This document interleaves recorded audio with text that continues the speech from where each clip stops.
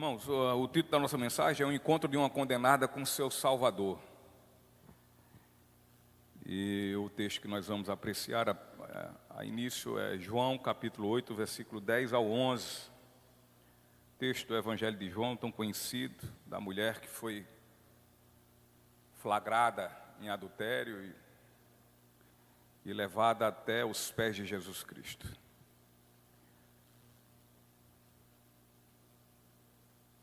Louvado seja o nome do Senhor, né?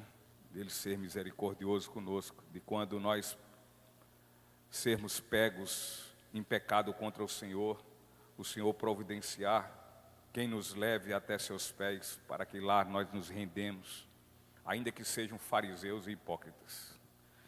Mas o texto diz assim: então Jesus pôs-se de pé e perguntou-lhe: mulher, onde estão eles?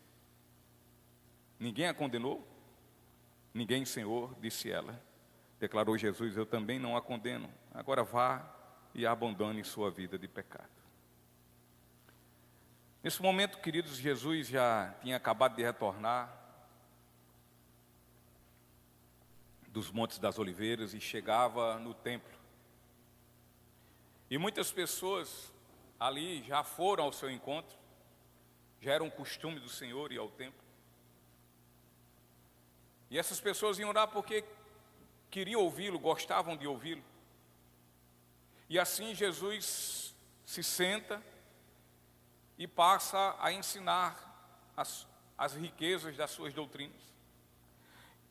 E quando tudo isso está acontecendo, chegam então os escribas, os teólogos do momento, os fariseus, trazendo uma mulher que havia sido flagrada em adultério, e dessa forma atiram ela aos pés de nosso Senhor Jesus Cristo.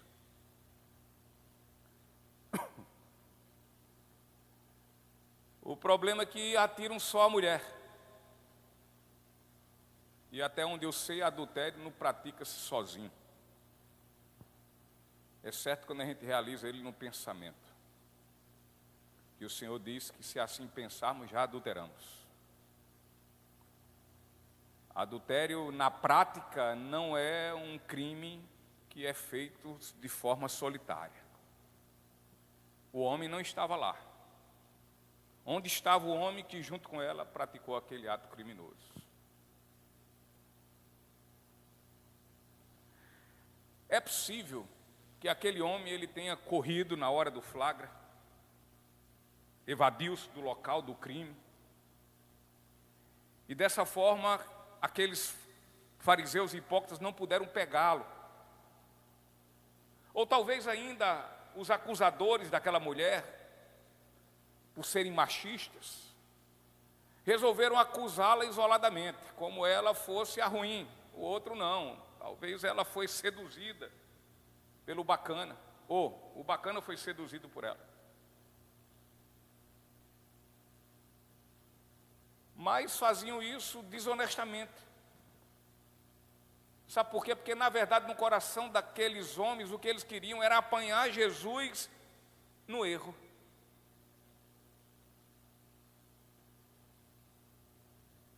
Porque se Jesus por acaso viesse rejeitar a lei de Moisés, Jesus então teria sua credibilidade completamente abalada e iria com certeza ser acusado de um crime bastante grave.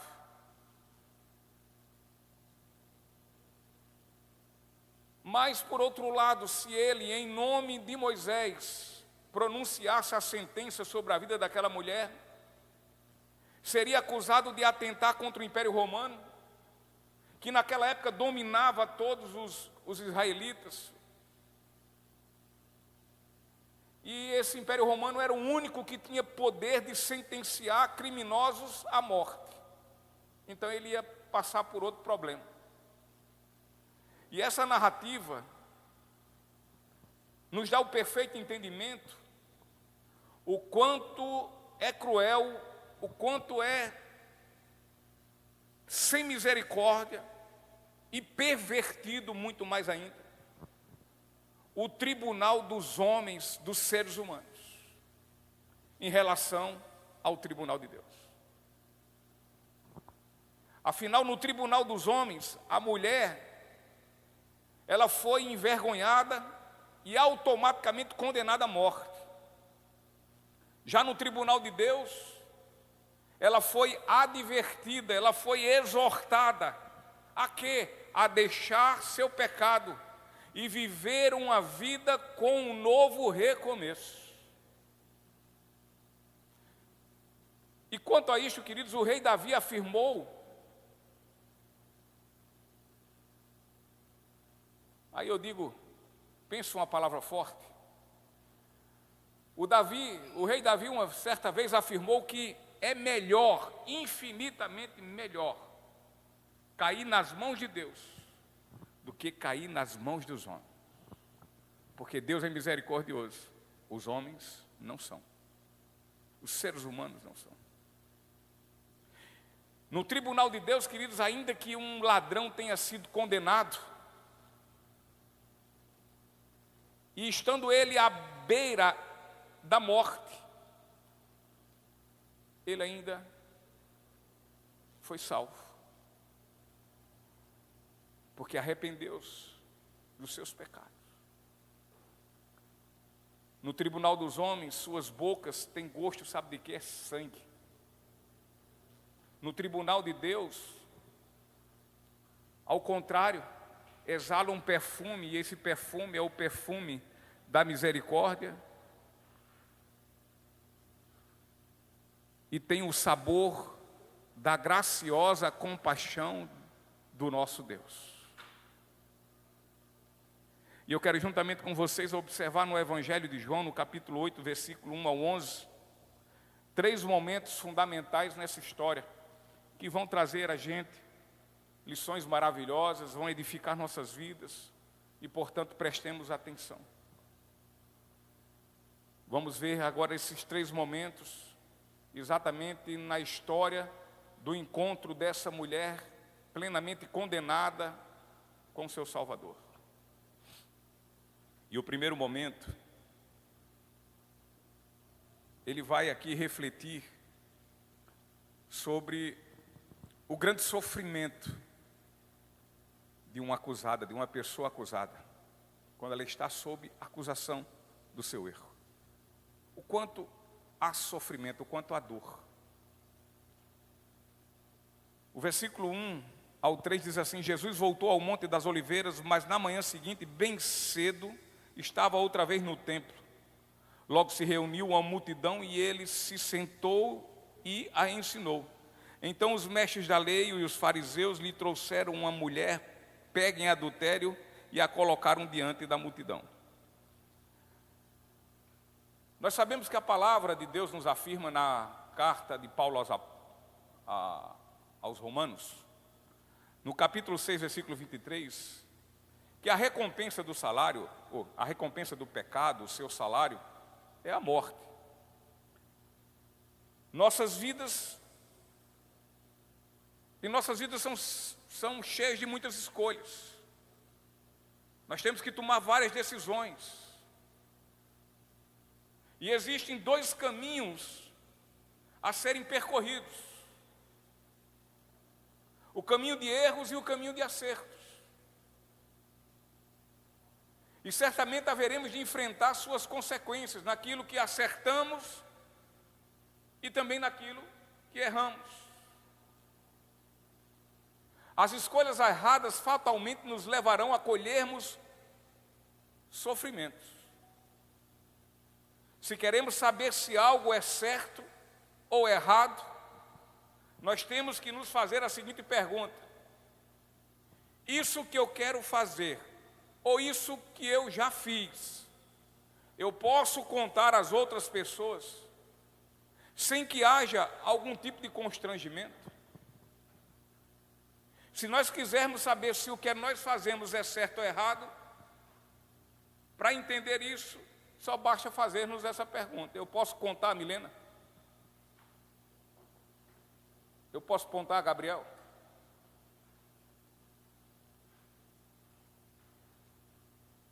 Me lembro agora Já algumas vezes lembrei disso aqui, de um gabinete que o pastor Shoston fez com um casal. E chegou lá e disse assim: pastor, nós temos aqui alguma coisa para lhe falar, mas não sabemos como começamos. Porque foi assim, porque foi daquele jeito, porque assim, mas diga, como é que foi? O que foi que houve? O que foi? Evidentemente, o pastor Shoston já sabia. Já tinha entendido o que foi aconteceu, mas de propósito ele disse: bom, já que vocês não querem falar, façam aqui na minha frente então. Fica mais fácil, não? Pastor, o que é isso? Eu disse: olha, vocês fizeram na frente de Deus e não se incomodaram. Estão incomodados porque vão fazer na minha frente. Então só o fato deles estarem constrangidos em falar, em anunciar o que fizeram, isso já mostra o quanto estavam errados. Pois tudo que fazemos e que temos vergonha e constrangimento de falar a respeito, ou que outras pessoas possam tomar conhecimento, isso é errado, isso é pecado. E ponto final. Aquela mulher se deixou levar pelos seus desejos, aquela mulher se deixou levar pela sua cobiça. Aquela mulher, queridos, ela deu vazão às suas vontades imorais, carnais.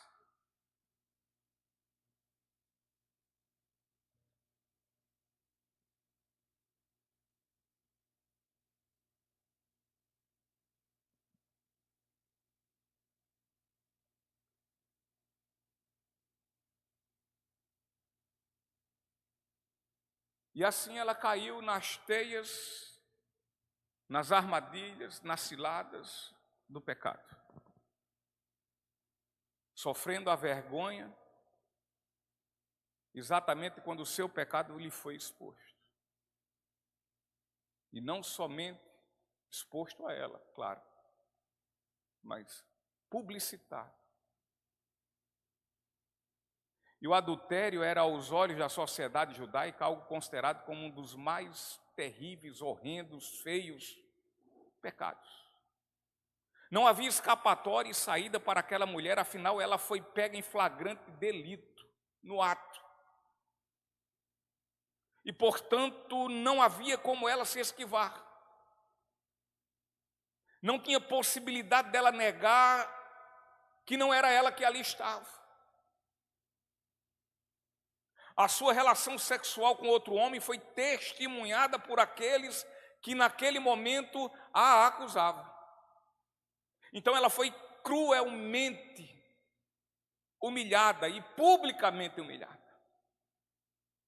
Não tiveram compaixão de sua vida, não tiveram misericórdia por ela, simplesmente aprenderam e de forma violenta, truculenta, desumana, sem um pingo de misericórdia, levaram ao pátio do templo, na presença de todos, e a expuseram toda a sua triste história.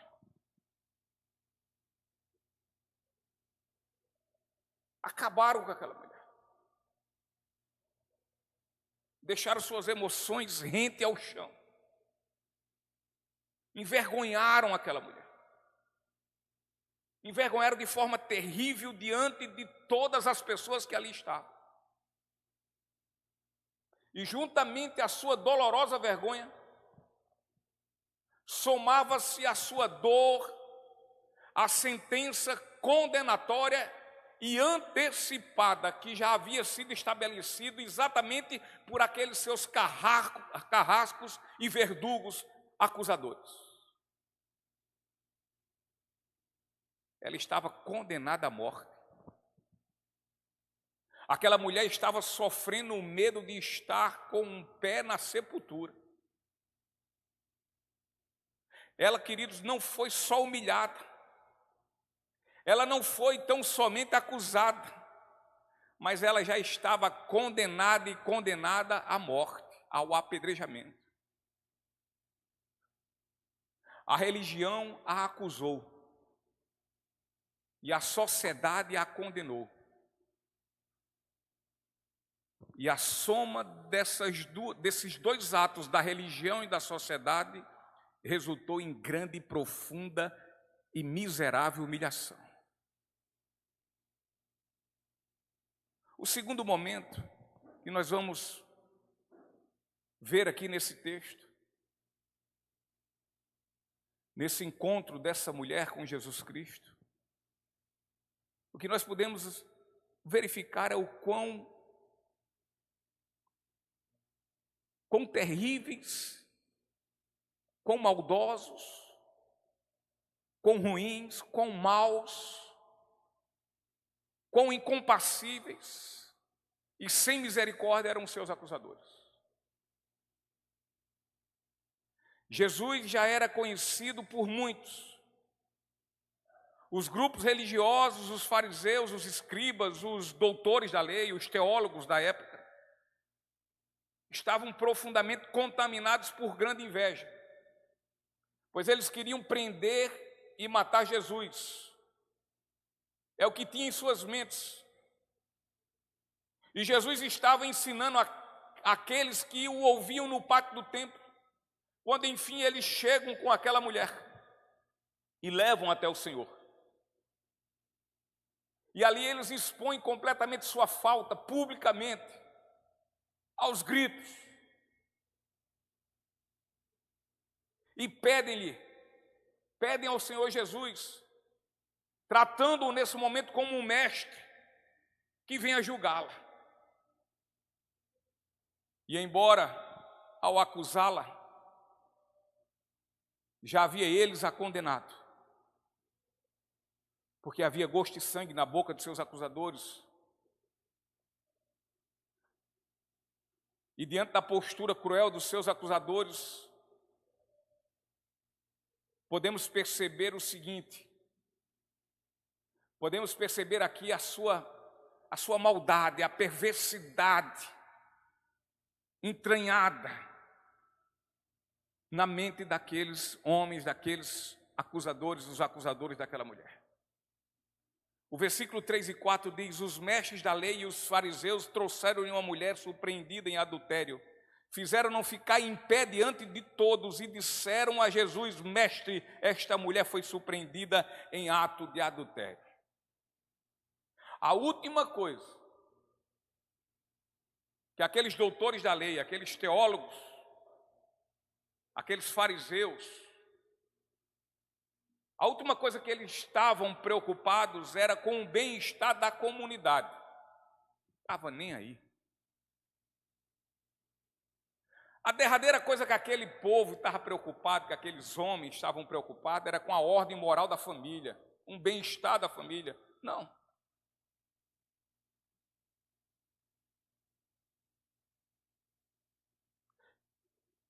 E a última coisa também, a única coisa que eles não estavam preocupados, era com a disciplina e correção da vida adúltera daquela mulher, com o seu pecado.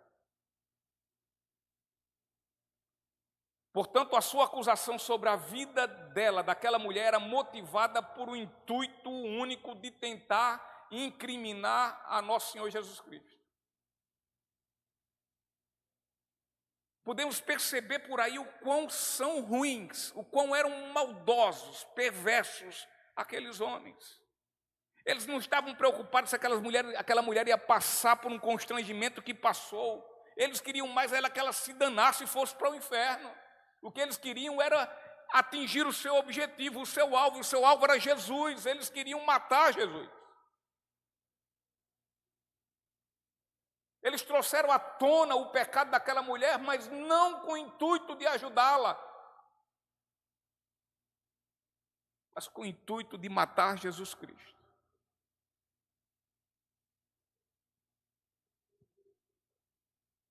Queriam que Jesus desse uma resposta que fosse em oposição à lei de Moisés. E assim fazer disso motivo para agora acusá-la oficialmente e levá-la ao tribunal do Sinédrio.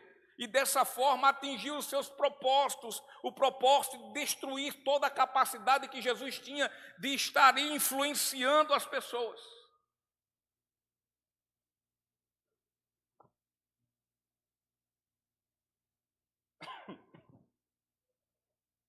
Sendo assim, não havia naqueles mestres da lei, aqueles fariseus, intenção alguma de pelo menos como prioridade de apedrejar aquela mulher.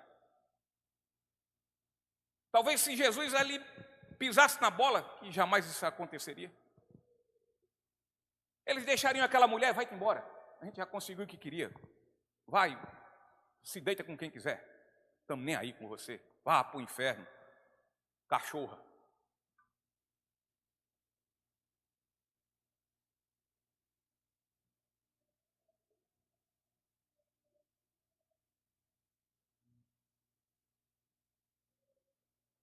O que vimos aqui é a maldade perniciosa, é a perversidade de acusar todo o sofrimento, toda a exposição pública e cruel na vida daquela mulher, no propósito único de incriminar nosso Senhor Jesus Cristo.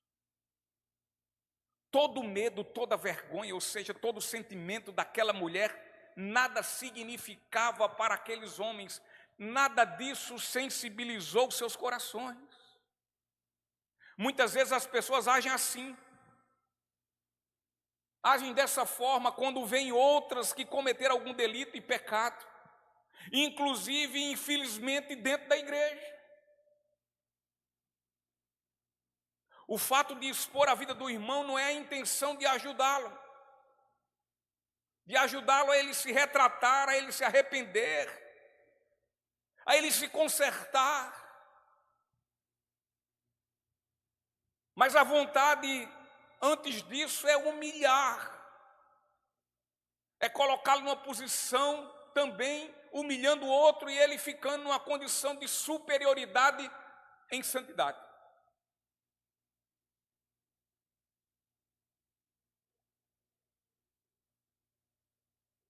Ou apontar o erro dos outros para esconder o seu.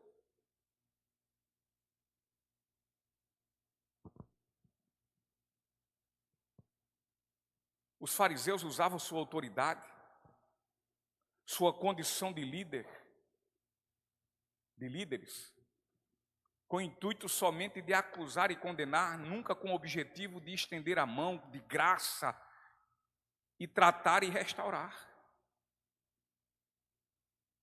Muitas vezes as atitudes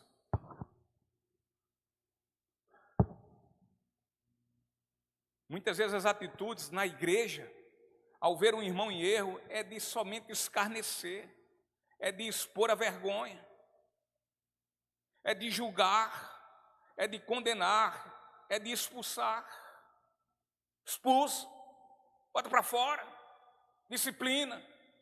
Mas em nenhum momento diz, e aí, como é que vamos fazer com esse irmão? Vamos, em primeiro, orar,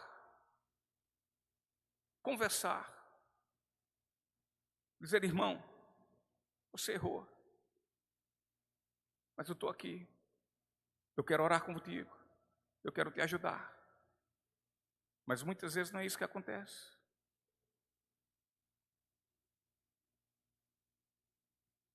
Aqueles homens fizeram menção à lei, à palavra, não para amar, eles fizeram menção à palavra para matar.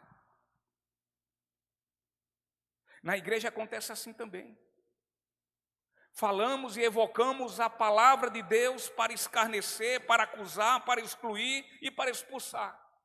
Quando deveríamos usar a palavra, porém, para exortar, para advertir, mas também para estender a mão, abraçar, amar, tratar e glorificar a Deus em tudo.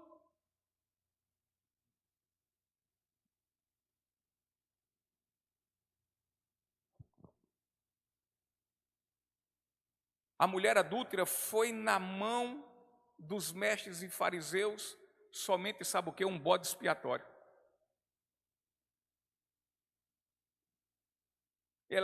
Eles não tinham nenhuma preocupação pela vida daquela mulher, não tinham nenhuma preocupação pela vida da sua família. O foco deles era o sangue de Jesus.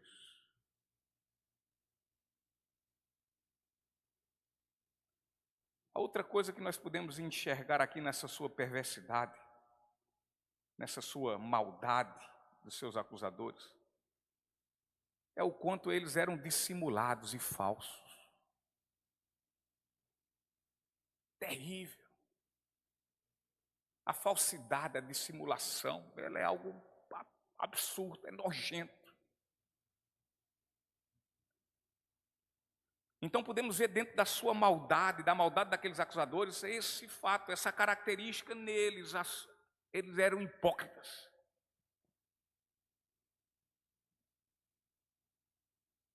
A lei de Moisés, versículo 5, a lei de Moisés ordena que ela seja apedrejada. O que o Senhor diz, essa é a fala desses fariseus.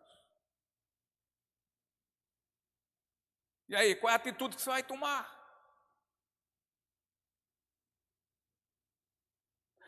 Uma vida de hipocrisia é uma vida de mentira, é uma vida dissimulada. É falar e ser outra pessoa. É dizer, conte comigo, e ao mesmo tempo apunhá-la pelas costas. É dizer, eu sou assim, quando na verdade é o oposto.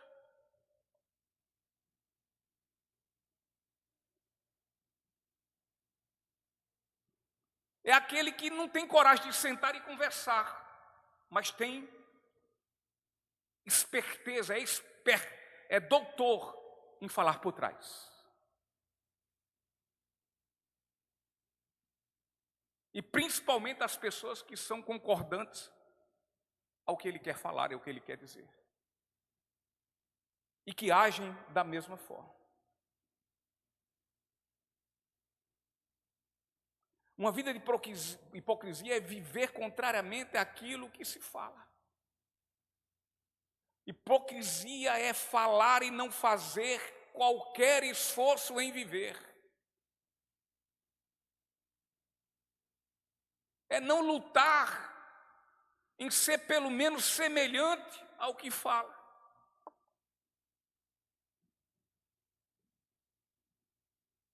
É não chorar, suar, para viver a palavra que prega e que acredita.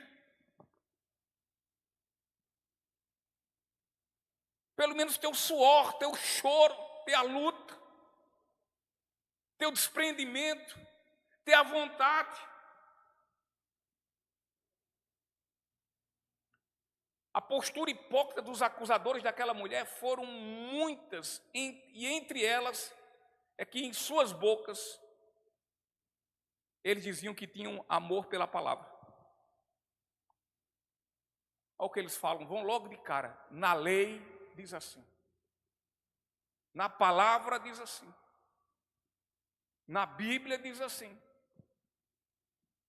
A característica do grupo religioso dos fariseus é que eles eram profundos conhecedores das Escrituras Sagradas por serem delas conhecedores. E por serem delas conhecedores, por isso também eram arrogantes. E assim eles se achavam melhor do que qualquer outro. Aparentemente, aqueles homens tinham um imenso cuidado com a palavra, com as Escrituras. Eles cobravam, eles exigiam aos outros o seu cumprimento, no entanto, viver essa palavra, as Escrituras, que era bom, eles não viviam.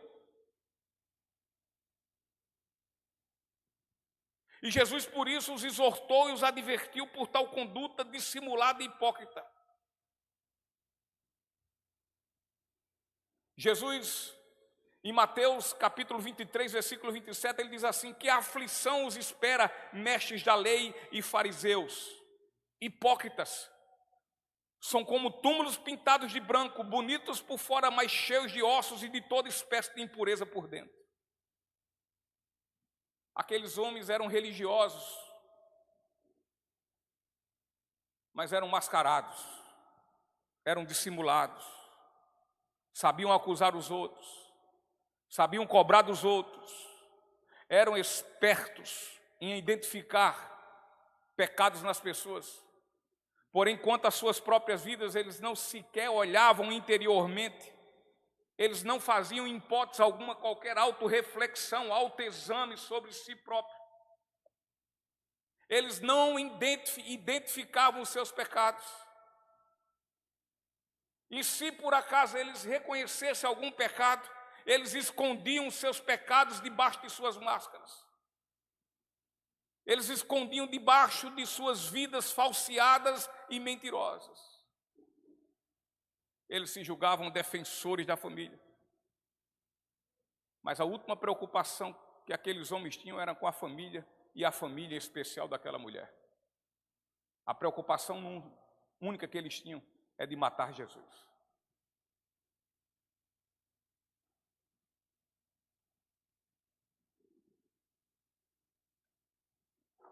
Outra postura daqueles homens é quanto à dissimulação deles diante de Jesus. Ele chega e diz: mestre. Chegaram a Jesus reverenciando, colocando Jesus por cima.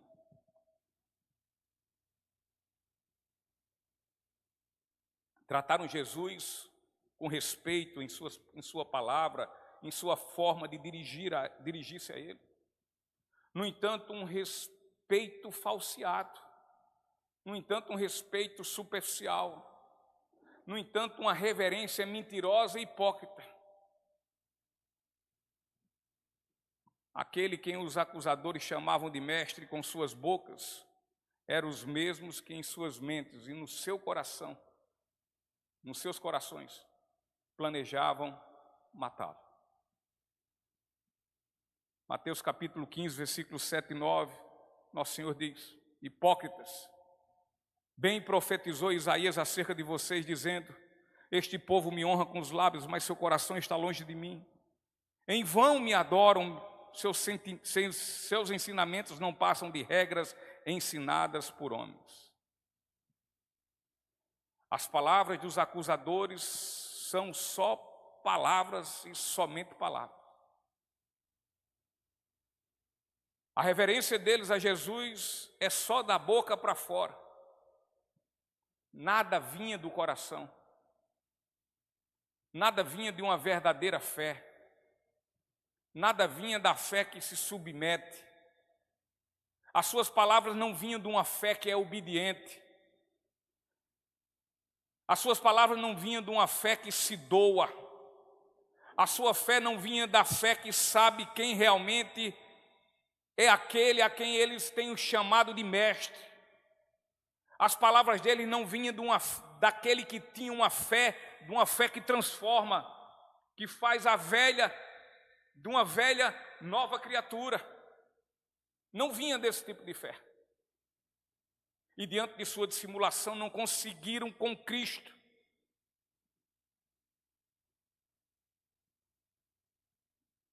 O que eles intentavam, que era o seu erro. Saíram da sua presença pior do que chegaram. Já a mulher saiu perdoada e eles muito mais ainda condenados. A mulher adúltera foi absolvida. Já aqueles homens hipócritas fariseus,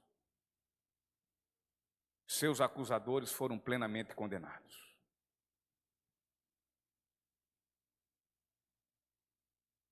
O pastor Hernando Dias Lopes, ele fala sobre isso, sobre esses acusadores, e fala da seguinte forma: os mais depravados e maus são estes os mais severos acusadores. Não tem aquele ditado que diz: quem disso muito cuida, disso muito usa. O terceiro e último momento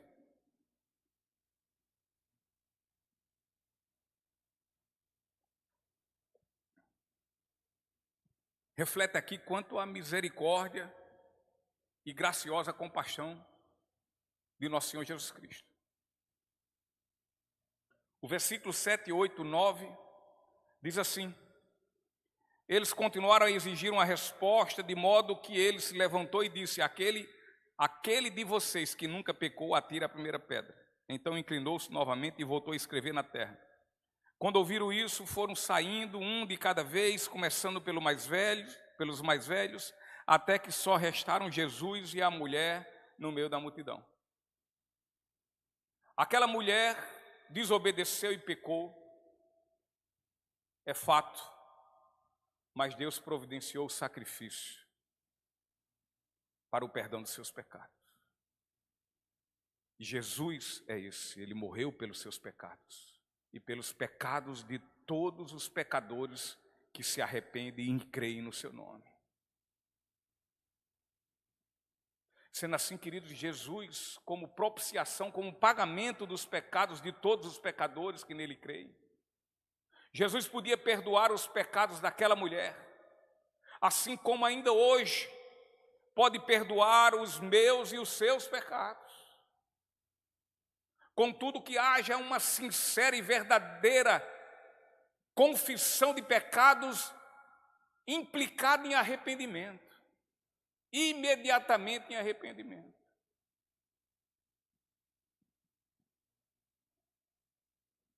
E diante desse exposto, olhem quão maravilhosas atitudes de Jesus aqui nesse texto. Jesus diz para aqueles homens: aquele de vocês que nunca pecou, atire a primeira pedra. Jesus, nos ensinamentos no Sermão dos Montes, nos adverte que de forma alguma nós temos a capacidade de julgar. Ele disse para que não julguemos e dessa forma não sermos julgados. Jesus disse que ele adverte: na medida que julgamos os outros, da mesma forma seremos julgados. Precisamos entender esse julgamento que Jesus aqui nos proíbe fazer. Nós podemos julgar, evidentemente, segundo a reta palavra, a fim de quê? De advertir, ajudar, restaurar e trazer o irmão de volta do seu pecado. Esse julgamento é permitido, aliás, nós temos por obrigação de fazê-lo e não sermos omissos. Cada um cuida da sua vida, eu cuido da minha. É feita aquela história: ele fica com os pecados e eu com o meu lá. Ele não me mete nos meus pecados e eu não me meto no dele. Que é isso que muita gente muitas vezes faz. Que nós fazemos. Nós temos que entender que o fato de alguém pecar, isso não nos dá o direito de pecar como cristãos verdadeiros, salvos, remidos pelo sangue de Jesus Cristo. O pecado de ninguém me dá direito de pecar. Ainda que o pecado dele seja mais gritante aos olhos do que o meu, mas não pode. Então, o que Jesus está falando é sobre isso. Agora, julgar, segundo a reta palavra, auxiliar, a ir com graça, a estar perto, a estender a mão, a ajudar a caminhar, a voltar ao caminho, é bíblico e podemos fazer sem problema algum. Agora é necessário também fazermos outra coisa que Jesus nos exorta. Ele faz isso no Sermão do Monte, no capítulo 7 de Mateus, versículo 5, quando ele diz: hipócrita, primeiro livre-se do tronco em seu olho, então você verá o suficiente para tirar o cisco do olho do seu amigo. Olha, eu quero ajudar meu irmão no seu erro, mas também eu preciso olhar e analisar o meu. E se eu quero cuidar de um doente, eu preciso curar da minha enfermidade, do meu pecado. Isso não quer dizer que eu só posso ir até meu irmão se eu não tiver pecado algum, porque senão eu não vou poder nunca. Porque todos nós somos pecadores. Mas eu não posso olhar para o irmão e ver ele somente nele um pecado, só o pecado dele, e deixar de refletir sobre o meu pecado, sobre a minha falta, sobre os meus defeitos, sobre as minhas fraquezas, das quais eu preciso lançar a mão da graça do Senhor para poder vencê-las.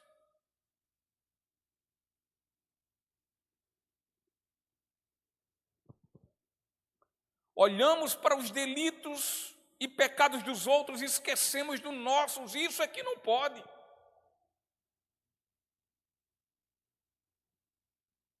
Lembremos, se nós queremos misericórdia, nós temos que exercer misericórdia também. O que é, e exercer misericórdia não quer dizer eu sou conivente.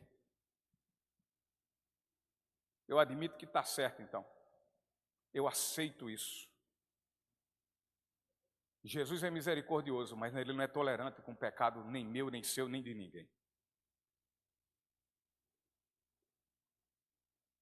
Exigimos e cobramos perfeição e santidade dos outros. Contudo, não praticamos o que exigimos. Não fazemos esforço algum. Somos duros, intolerantes com as pessoas, entretanto, naquilo que trata de nossas vidas, somos omissos, complacentes e permissivos. Aqueles homens queriam saber se iriam ou não aplicar ao delito a lei de Moisés. Podemos imaginar que aqueles homens, diante do silêncio de nosso Senhor Jesus Cristo, ficaram lhe pressionando por uma resposta, como que dizendo: e então, mestre, o que nos diz? Bora, resolve isso. O senhor não é o homem aí que as pessoas agora querem parar para escutar? Como é? O senhor concorda com a lei de Moisés ou não concorda? Responda-nos, por favor. Como é? A gente vai apedrejar essa mulher até a morte ou não vamos? A bola está na sua mão, Jesus. Bora, responde. Como é? Apedrejamos ou a soltamos? O que vamos fazer, Jesus? Nos responda, por favor. Caro mestre. E diante de toda inquietação e pressão que sofria, para que respondesse suas indagações, Jesus lhe responde de tal forma como só ele pode fazer. E ele faz o seguinte, sem minimizar o delito, ou seja, o pecado daquela mulher, e tampouco sem anular o 7º mandamento.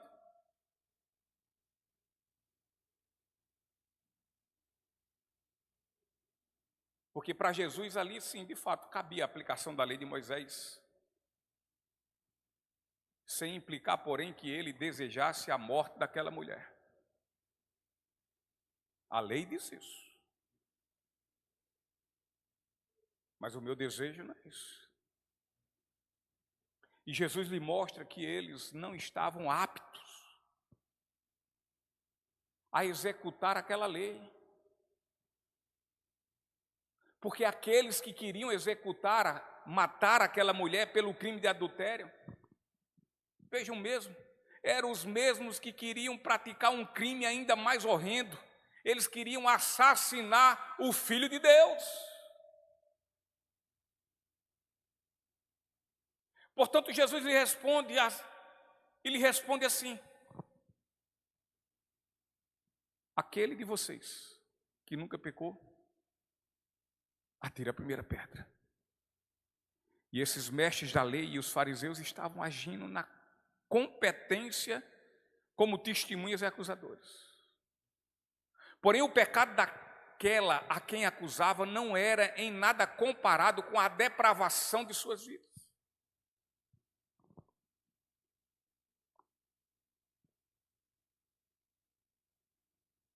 Então a conversa é o seguinte: se eu tenho, se você tem, se nós temos algum pecado para acusar a alguém, então peguemos a primeira pedra e atiremos.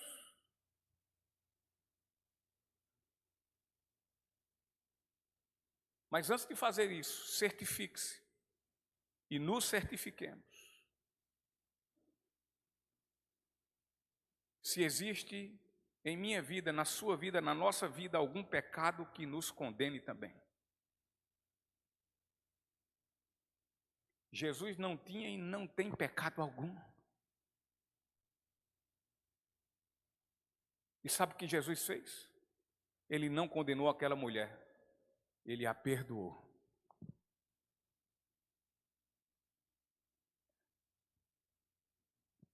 E ele não perdoou só aquela mulher. Ele perdoou a mim e a você e nos tem perdoado ainda hoje.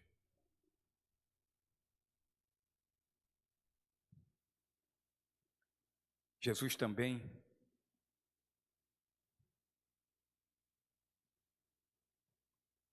não condena aqueles homens. Você vê ali Jesus condenando eles. Jesus traz a ele, a mente deles, a consciência do pecado deles. Mas não o condena. E Jesus também não expõe a vida de nenhum deles, sabendo a vida de cada um deles.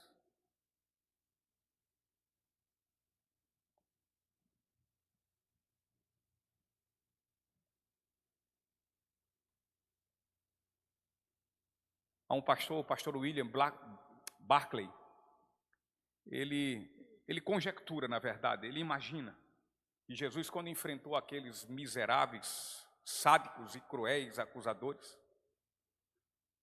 aqueles homens cheios de si mesmo, ele enfrentou aqueles homens com a lista dos pecados escritos no chão após ter feito, passando o dedo no solo, como as escrituras dizem que faz.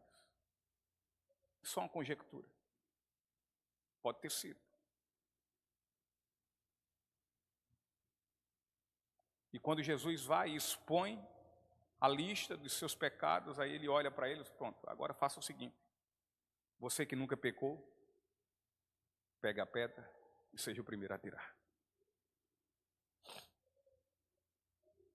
Jesus, em todo o seu silêncio e tão pouco, e em tão poucas palavras, ele nos mostra que a lei, de fato, ela é santa.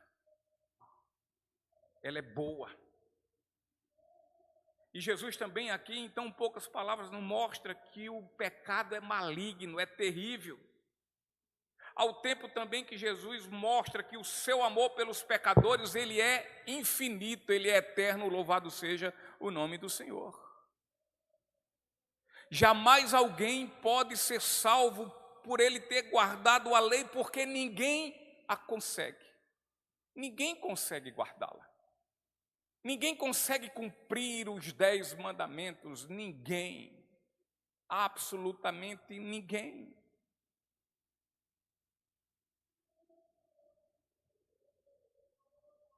Ninguém pode ser salvo por guardar a lei.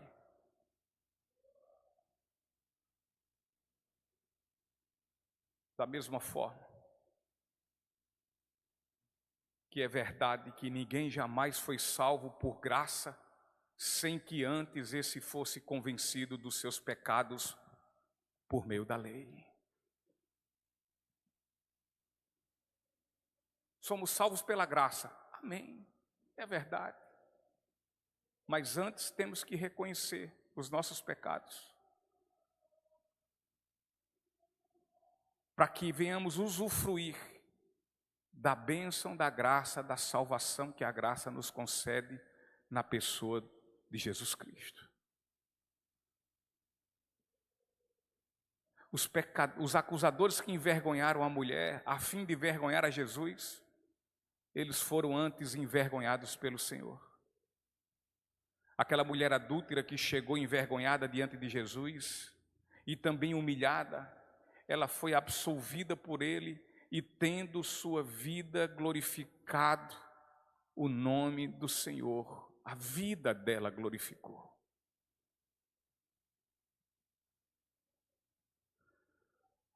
E o versículo 10 e 11, o Senhor diz: então Jesus se levantou de novo e disse à mulher: onde estão seus acusadores? Nenhum deles a condenou? Não, Senhor, respondeu ela, e Jesus disse: eu também não a condeno. Vá e não peque mais. Querido, Jesus veio ao mundo não para condenar,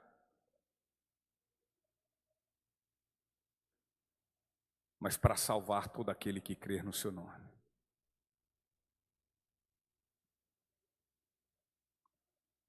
Qual era o merecimento que aquela mulher poderia ter?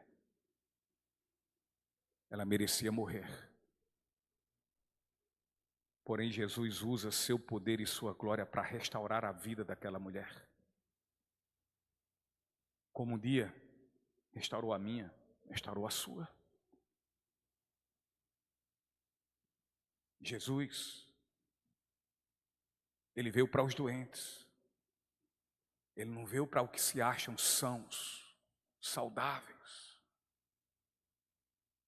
Jesus veio para pecadores e não para aqueles que, ainda que digam que são, mas no viver se acham, vivem como se nunca pecassem.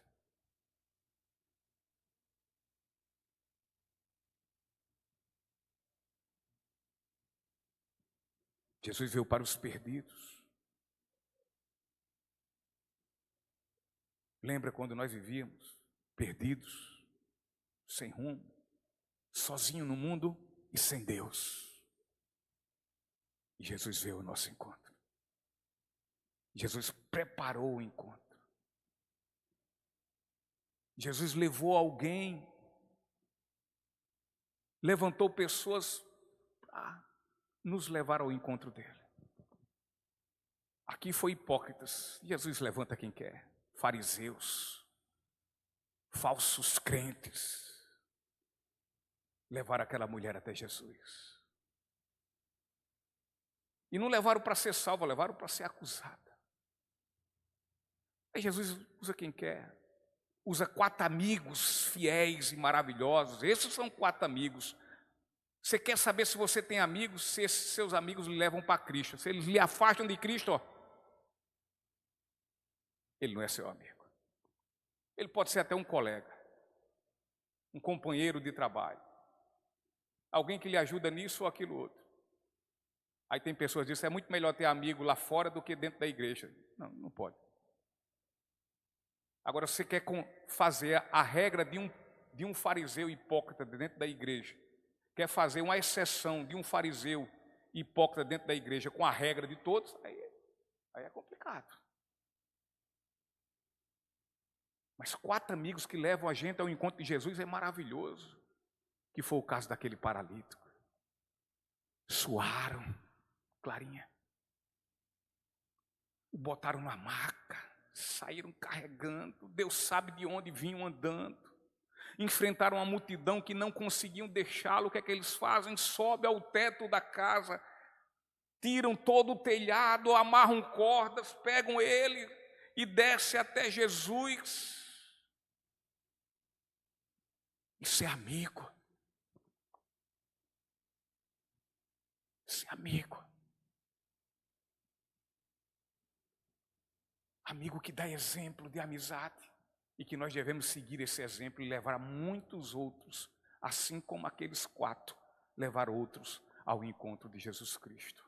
Os condenados, como nós fomos um dia ao encontro do Salvador.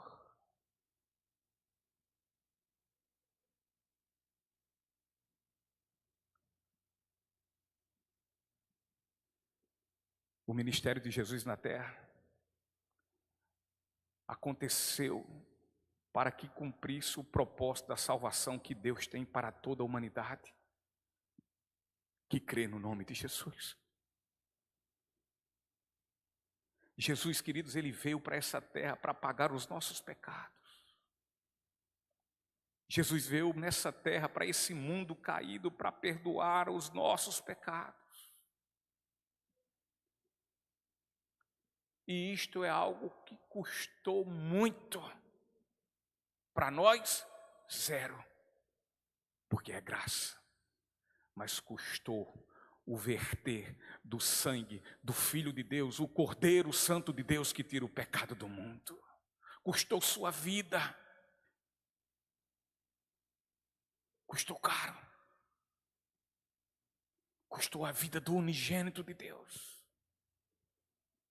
Jesus, ao contrário de condenar aquela mulher, ele a absolve e lhe dá uma ordem para que abandone seu estilo de vida de pecado.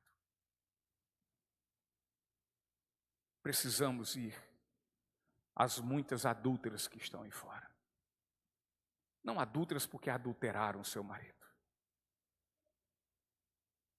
mas porque estão em adultério com o Cordeiro de Deus. Porque precisam se reconciliar com o Senhor. E as pessoas que precisam, que foram levantadas pelo Senhor neste mundo para levar essas pessoas ao encontro do Salvador, as que estão perdidas, condenadas pelos seus próprios delitos e pecados, somos nós, a Igreja de Cristo, queridos. Temos exercido esse papel.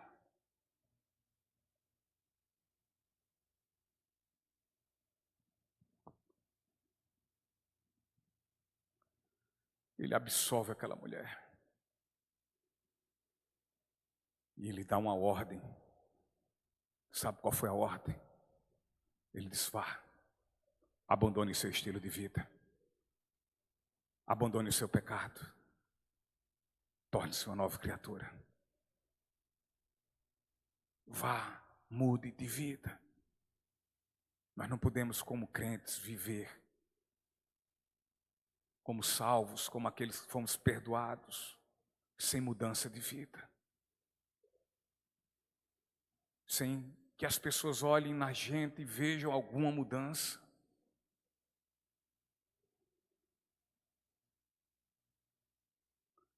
Quando os acusadores da mulher se vão envergonhados e condenados, Jesus não despede a mulher como se nada tivesse acontecido.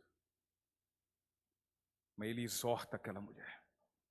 Ministério do Louvor. Ele chama a atenção para que mude de vida. Mude seu estilo pecaminoso de viver.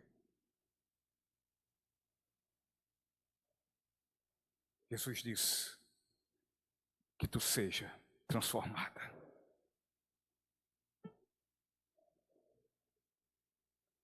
Vá viver a sua vida, mas agora viva de forma digna. Digna do meu nome. Digna do meu perdão. Digna do meu evangelho. Vá viver a sua vida perdoada e restaurada. E isso acontece exatamente quando ela se arrepende dos seus pecados. Sem arrependimento não pode haver salvação.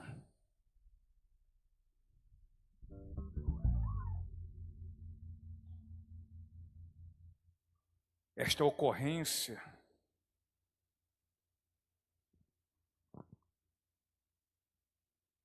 é resultado exatamente do arrependimento, a ocorrência do perdão dos pecados. Arrependimento, queridos, não é arrependimento e depois arrependimento de novo, e aí arrependimento de novo, e aí arrependimento de novo, e por aí vai. Arrependimento é testemunhado pelos frutos. Nós precisamos dar fruto do nosso arrependimento. Arrependimento não é uma simples emoção. Simples emoção a gente pode chamar, sabe o que é isso aí? De remorso. Remorso dá aquela dorzinha ali, daqui a pouco volta de novo. Remorso é aquele que diz assim, que o marido sem vergonha diz à mulher, diz: ah, minha filha, me perdoe, eu não sei onde estava com a cabeça e tal, chora. Esse povo chora, viu? Eu sei disso. Eu sei. Eu já fui desse safado. No outro dia faz de novo. Se brincar faz no mesmo dia. Que é só remorso. Arrependimento muda. É mudança de vida.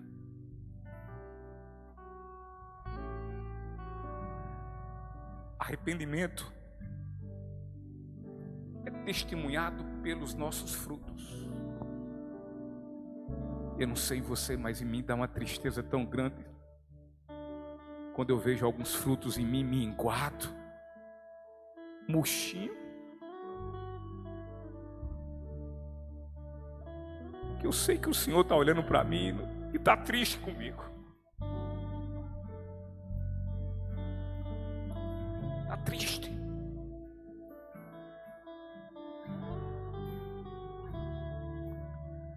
Arrependimento é firmeza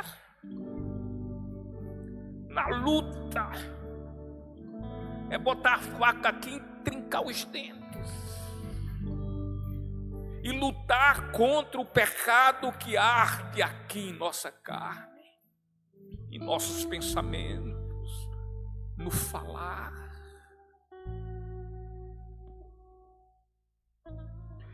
É luta contra o pecado que habita em nossas vidas.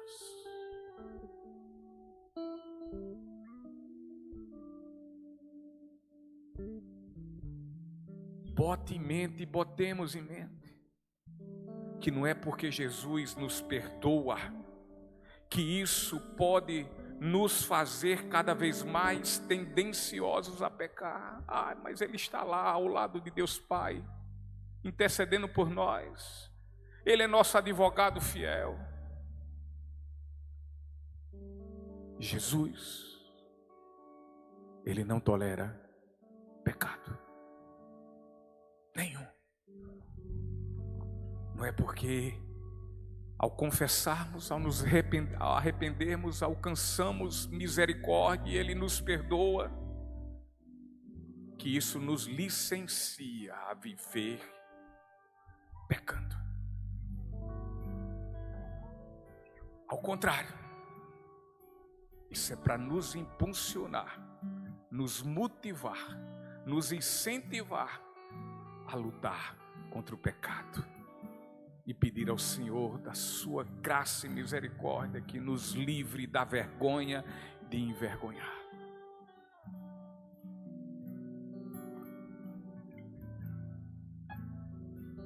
É porque Ele nos perdoa que o pecado que ainda podemos até cometer, mas esse pecado nós não amamos, nós agora o odiamos e choramos por ele.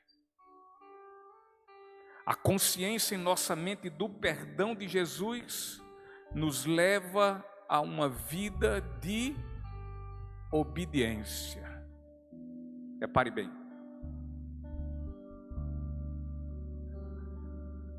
A consciência do perdão que recebemos